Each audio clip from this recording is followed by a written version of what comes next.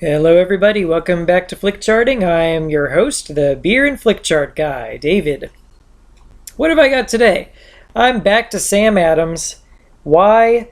Because it's still in my refrigerator. I've got a whole case of it, but it's a different Sam Adams this time around. It's Rebel Rouser Double IPA with a whopping 8.4%. So this could get interesting. I think it's better than the one I had before. The bitterness doesn't totally overwhelm it. I'm also drinking it in a better glass, an Austin Beer Works glass. I live in Austin, and Austin Beer Works is one of our many, many local breweries. Well, let's get to the flick charting. The way I figure it, if I'm going to be doing these once a week, which is how often I've been doing them, I'm going to need to rank some more movies pretty quickly so we don't get so many repeats. In the spirit of that, I saved my ranking of the new Poltergeist for this episode. I saw it sometime last week, and I reviewed it for the Flickchart.com blog at flickchart.com/blog, and I'll go ahead and rank it now. You can read what I thought about it more in depth there, but it'll come out a little bit now too. I think the first Poltergeist is really, a good movie, not a scary movie, but a good one, an interesting one that I think has a lot to say about suburbia. I think I actually talked about that in the last episode. The new one, also not scary, but also doesn't really have that much to say, at least nothing that the first one didn't already say. The acting was fine, the special effects were fine, but there was less going on in it than in the original. Less quirky character traits, less interesting sequence of events and surprise twists and things like that. All pretty much compressed and omitted from the remake. So Chitty Chitty Bang Bang, which has great songs and a great first hour. I was less enthused about the second hour, but it definitely wins this matchup. Then we've got Poltergeist versus Live and Let Die. Live and Let Die, when I first got into James Bond, I really liked Live and Let Die. I think something about the setting, the Harlem, the New Orleans, and the Caribbean setting, I liked a lot. I liked the alligator scene. I liked the side characters like Teehee with the hook, and Baron Samedi, of course, who's just as awesome in the movie as he is in the GoldenEye video game on multiplayer. When I rewatched Live and Let Die recently, when I've rewatched it the last couple of times, I've sort of seen a lot of flaws in it that make me think it's really not one of Roger Moore's stronger Bond movies, but I think I'm going to vote for it over Poltergeist 2015. It's just got a lot more interesting elements.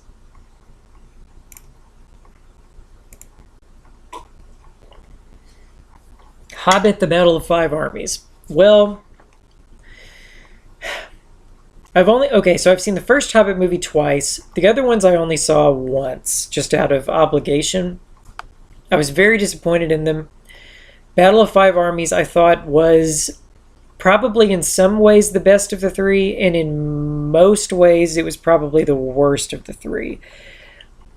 The battle itself was just utterly silly. The whole Lake Town drama was just utterly extraneous.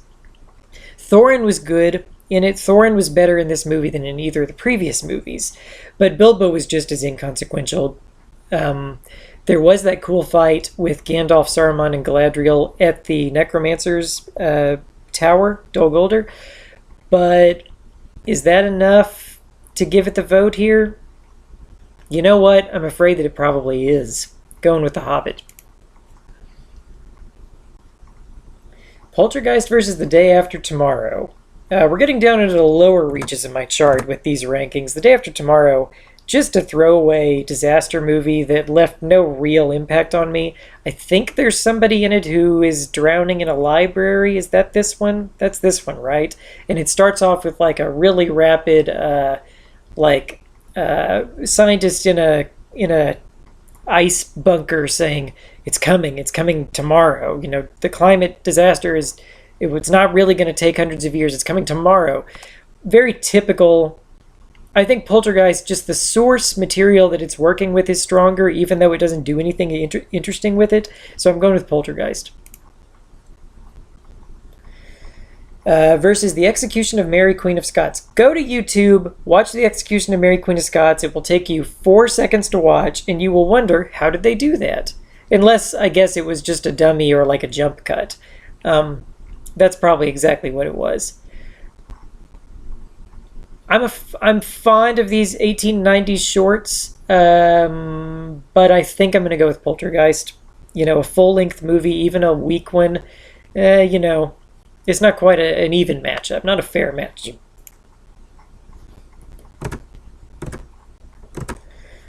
Versus Walk the Line. So Walk the Line is not a movie that I was thrilled with when it came out. I'm a big country music fan, but I'm not that big of a Johnny Cash fan, and I'm definitely not that big of a music biopic fan, and I thought this one was just a really standard one.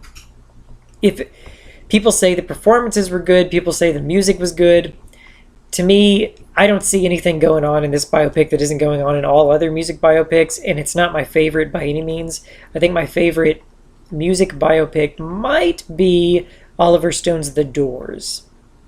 I think that Walk the Line is going to lose. Oh man, that's hard to say. You know what? I'll give Walk the Line the benefit of a doubt and say that okay, the performances are strong enough, the music is strong enough that it's gonna beat the remake of Poltergeist. But I'm not 100% sure on that. Okay, we've got another 1890 short because a lot of them they're clustered down here in this region of the chart, this 700 region. The Devil's Castle goes on actually way too long for an 1890 short. It's a Georges Méliès. And it's full of it's just nothing but him showing off jump cuts for like 4 minutes that feel like 9, or maybe it's 9 that feels like 15. Nevertheless, I'm tempted to vote for it over Poltergeist. Neither of them are scary, so that's a wash.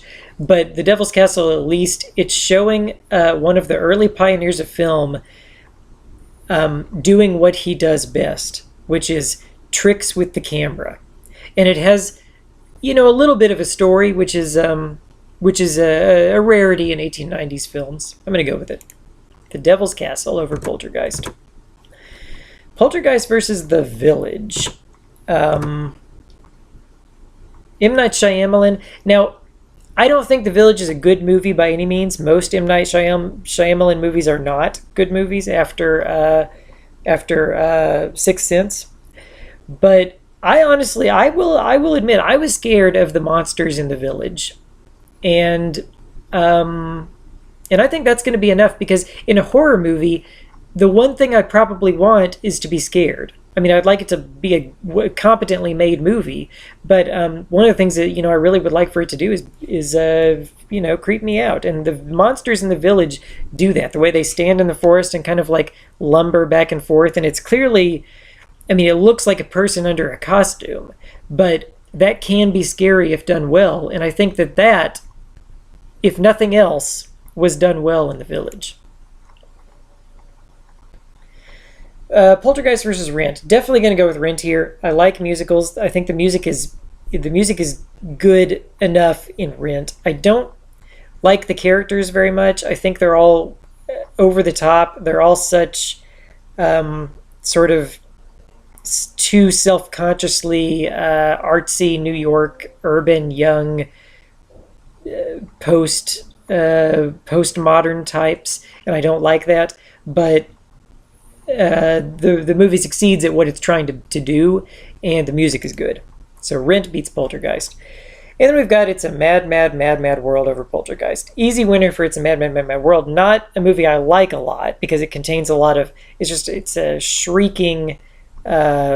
Misogynistic mess of a movie, but the cameos are interesting. It's interesting to just track, okay, these were the big stars of popular movies and popular television in the early 1960s, and I think there's a lot bad about the movie, but it's got more interesting people in it than were in Poltergeist the remake. Now, if it was up against the original Poltergeist, that wouldn't actually be true. The Craig T. Nelson character, the Jo Beth Williams, is that her name? Jo Beth Williams characters are very interesting, richly characterized, nuanced, multifaceted horror movie characters, but they're not really that way in the remake. So it's a meh world.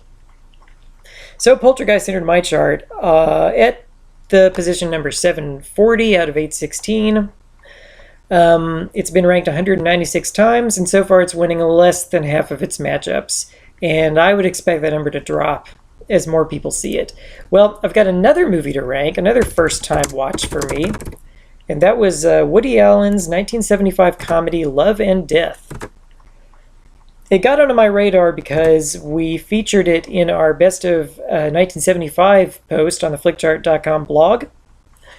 It was one of the movies on that list that I had not seen, and I'd seen most of them, so I thought, well, I should rectify this at some point. And then my wife wanted to watch a Woody Allen movie, so I suggested this one. I've only seen a few Woody Allen movies. I actually have not delved very deeply into his filmography, but all three that I've seen I've liked a lot. Annie Hall, Purple Rose of Cairo, this one. This one, it's got lots of references to Russian literature, foreign film. The final shot is based on Ingmar Bergman's final shot in The Seventh Seal, which is really funny. And, if you've ever seen something like, what's it called? Dr. Zhivago, I had to look around at my DVD to jog my memory, then you'll get what Love and Death is talking about. And it does it really well. It's like a mix of Mel Brooks silliness and puns with Woody Allen's fixations on sex and on death and philosophy. It's a good mix, really good movie. Diane Keaton is phenomenal in it. I mean, she's just what a great actress. She was able to do drama and comedy both perfectly. Let's see where it lands on my chart.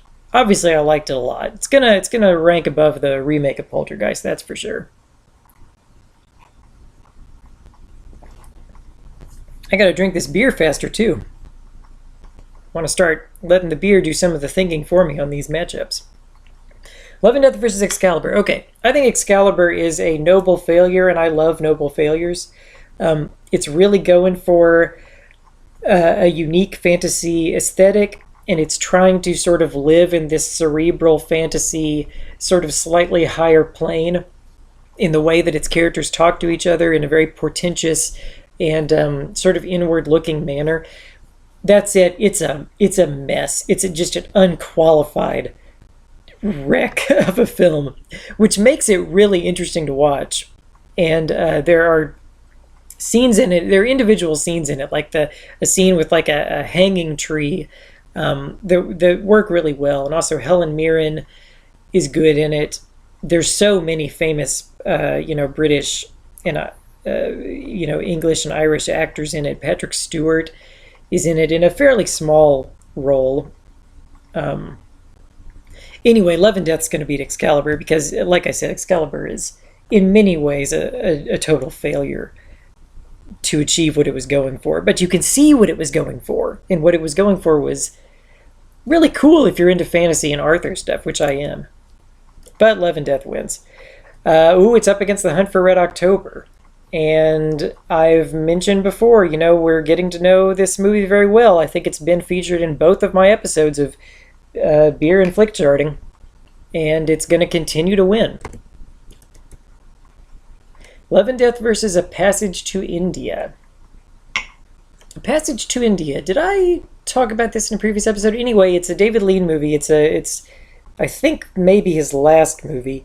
Alec Guinness plays like an Indian mystic, and it sort of devolves into a crime drama that's not so interesting in its second half, but in its first half, leading up to that, it's a good look at the British in India and their sort of misapprehensions about it. way the British see in India what they want to see rather than what it truly is, and the way that that sort of bites them eventually. Um, that said, I do think it's only sort of half of a good movie, and I think Love and Death is all of a good movie, so I'm going to give it the win. Love and Death versus Midnight Cowboy, the infamous X-rated Best Picture winner, with Dustin Hoffman and Jon Voight as a. I mean, they're gay characters, but it doesn't come out. It doesn't really come out and spell that out. What was interesting to me about Midnight Cowboy was how familiar and almost mainstream it felt to me, even though in 1969 it was so out of the mainstream, so unfamiliar to people that it got an X rating due to just a few disturbing flashbacks and primarily the homosexual overtones. But today, it would barely be an R. It would barely be an R. It doesn't feel like an R, and it almost feels too safe for me when I watched it, with 2015 eyes. The dynamic between Hoffman and Voight to me just felt almost like a buddy movie in a way. It was played more for comedy in certain moments, but Hoffman and Voight find deeper levels in it. And of course, it's got, Dustin Hoffman's performance is fantastic in it. He lost the Oscar that year to John Wayne for True Grit, in which John Wayne is mostly just John Wayne. If John Wayne was going to win an Oscar, it probably should not have been for that movie. It probably should have been for The Searchers, or there's a few other ones I would put above True Grit. So Midnight Cowboy is famous for winning as an X-rated movie, and also famous for being sort of an actor snub for Hoffman. Having talked about it, at that length, I am actually going to vote for Love and Death. Love and Death, I don't like to say holds up better, because I don't like to talk too much about things holding up, because I think it's important to view movies as products of their time. They don't have to be timeless to be good. But in this case, I found Love and Death a lot more provocative than Midnight Cowboy, which is strange in a way. I mean, it did come out 6 years later, when movies had changed dramatically by that point. But anyway, Love and Death is the winner. Love and Death versus Rear Window. Now that's an interesting one. I think I've mentioned that Rear Window, I don't think I've discussed it at length. So Rear Window, it's been written about recently on the Flickchart blog by one of my fellow bloggers, Jandy, who has it ranked number 1 on her chart. So in her little piece on it, which is part of her Jimmy Stewart post, which you should all definitely check out. Jimmy Stewart, that guy, he rarely made a bad movie, and he made tons of them. Tons of movies, and so many of them were just classics. Okay, so Rear Window, as she pointed out as Jandy pointed out in her discussion of it on the blog, it's sort of about voyeurism in a way. But here's my take on this. My take on Rear Window, what makes me a little uncomfortable about it, is this is 1954. We are still dealing with the fallout of HUAC and the McCarthy era in 1954. And I think that it is not just voyeuristic. I think it's specifically sort of Cold War paranoia at work. Spy on your neighbors, they're up to something. And I would have liked the movie better had nothing been going on in the Thorwald's apartment. Had Jimmy Stewart been wrong, I think Rear Window would be much higher on my chart. But I will certainly, I like it a lot. It's one of my favorite Hitchcocks. It's not my favorite, but it's one of my favorites. The performances are very strong. The shot compositions are great. That whole side view of the apartment with everything going on, and you've got the Hitchcock cameo, are great. Grace Kelly doesn't do that much for me in it, and I think it is going to lose to Love and Death. But I just wanted to give a sort of a specific reason for why that is, and to me it's the sort of uncomfortable political overtones that I read in Rear Window. If you just were to read it as, just being about voyeurism and the rise of television and the disconnect from family and community that comes from us obsessively, watching other people's lives, if that was all it was, then that would be good. It would be a really well done thing about that, except in the end, he uses that voyeuristic, totally myopic focus of his to actually solve a real crime, which I think is not the twist I wanted from the movie. But anyway, I'm going to vote for Love and Death, but there you go. Love and Death versus One Flew Over the Cuckoo's Nest. Ooh, it's getting closer to meeting its match here, and I think it may have done it. I think One Flew Over the Cuckoo's Nest is truly a great movie. If you haven't, one thing you should listen to if you haven't is the Studio 360 episode about One Flew Over the Cuckoo's Nest. Studio 360 is an NPR show or a public radio show of some sort. It airs on NPR, I think.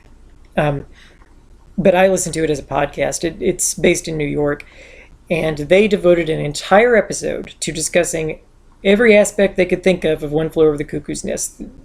Positive elements and negative elements.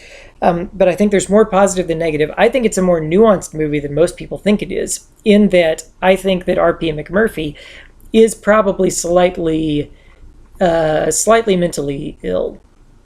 I don't think he's just in there for no reason. And that's a controversial stance to take, but I am going to vote for it over Love and Death. It's finally met its match. Versus Out of Africa. Ooh. Now, Out of Africa is a movie I liked a lot. I've written about it in passing for the Flickchart.com blog. It's based on Isaac Dennison's story, and I really like Isaac Dennison. It's got Meryl Streep and Robert Redford, and I really like both of them. It's based in Africa, and I like movies that are based in Africa. It's directed by Sidney Pollack, and I like Sidney Pollack. I love Sidney Pollack as an actor and as a director. I think he's great.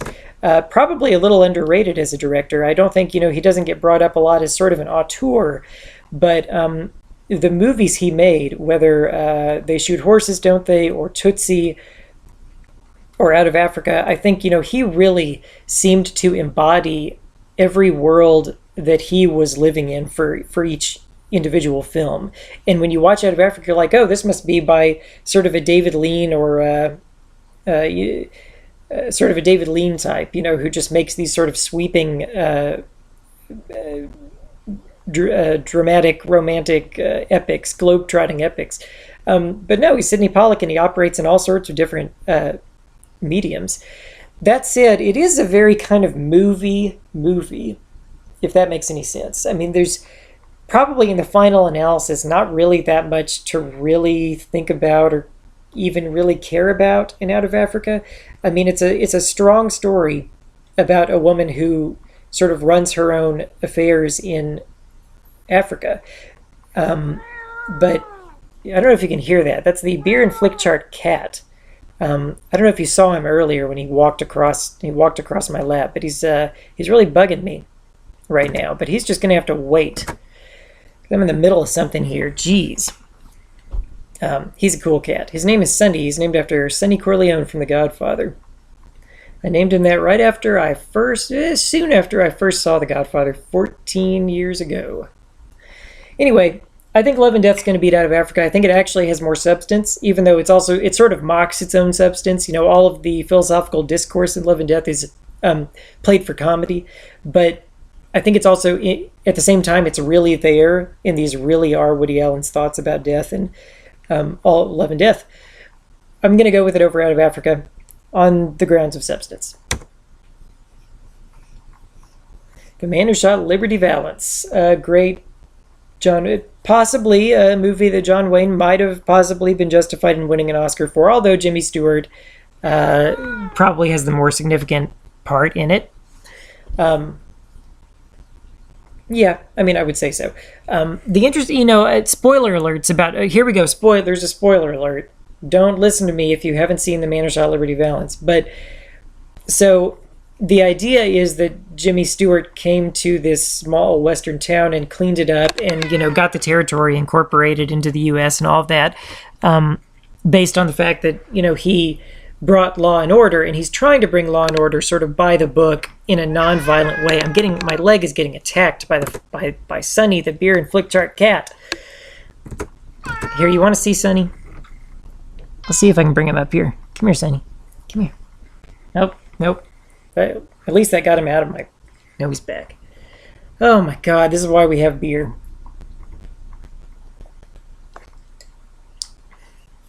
Anyway.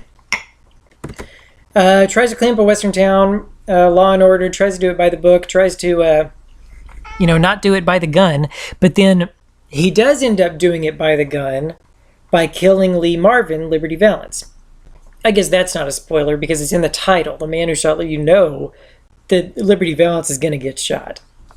So it appears to be Jimmy Stewart who's shot Liberty Valance, which by itself undercuts his mission, because he has ultimately cleared up this town by the gun. And then he goes on to have a successful political career. Well, come to find out, this is the real spoiler, he didn't actually shoot Liberty Valance. It was actually John Wayne, the typical John Wayne gun-toting cowboy, who actually shot Liberty Valance. Well, in a way, that reveal is unnecessary. All the damage to the alternative view of the West being won has already been done by Jimmy Stewart supposedly using violence to put this town in order. You see what I'm saying? But it's sort of doubling and done then by John Wayne. Now it's a good reveal. It's a cool story. I'm just a little underwhelmed by the message. And the message is why this movie is so popular and so well regarded. I'm pretty tempted, since I love Westerns, but The Man Who Shot Liberty Valance is probably not even one of my top 5 Westerns.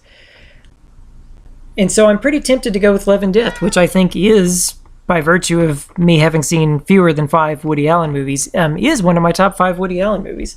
And probably pretty high up there on my list of comedies as well now.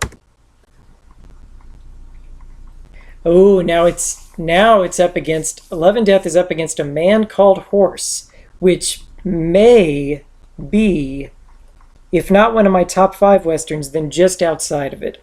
A Man Called Horse has Richard Harris, who you will all know is the original Dumbledore in the first 2 Harry Potter movies,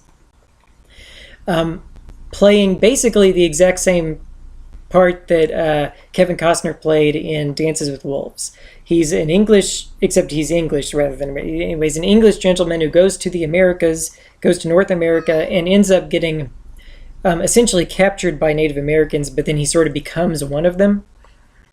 And it's a little bit of a, it's a little bit of a campy movie at times. Can you hear this cat? Can you see this cat? He's gonna attack me. He's a very violent animal, and that's why he's named after Sonny Corleone. Even when he was a kitten, I could tell he was violent. Oh my God. This is the most disturbing Flickcharting episode to date. Oh my God. Hey, Sonny, look over here. Sonny, look at this camera. Look at that. There, everybody can see Sonny. Sonny, say hi to everybody. Say hi, Sonny.